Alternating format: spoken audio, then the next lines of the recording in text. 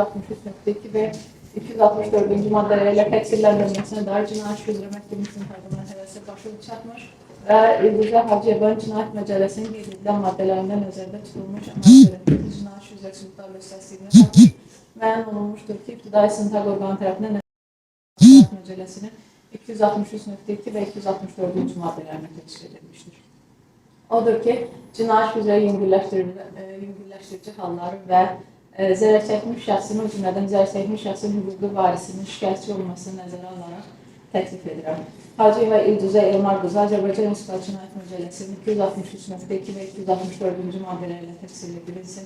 Cinayət Məcəlləsinin 263.2-ci maddəsi ilə 2 il 6 ay müddətinə nəqliyyat vasitələrini idarə etmə hüququndan məhrum edilməklə 5 il 6 ay müddətinə azadlıqdan məhrum etmə cəzasına, Cinayət Məcəlləsinin 264-cü maddəsi ilə 2 il 6 ay müddətinə nəqliyyat vasitələrini idarə etmə hüququndan məhrum edilməklə 1 il 6 ay müddətinə azadlıqdan məhrum etmə cəzasına məhkum edilsin. Cinayət Məcəlləsinin 66.2 və 66.4-cü maddələrin tələbinə əsasən təyin edilmiş cəzalar qismən toplansın.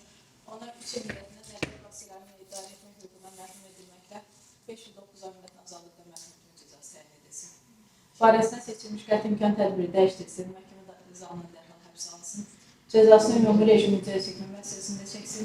Cəzası əvvəli hökmün elan edildiyi vaxtda hesablansın. Cinayət işi üzrə maddi sübutlar məhkəmə xərcləri ilə bağlı məsələ cinayət prosesi orqanı verilsin.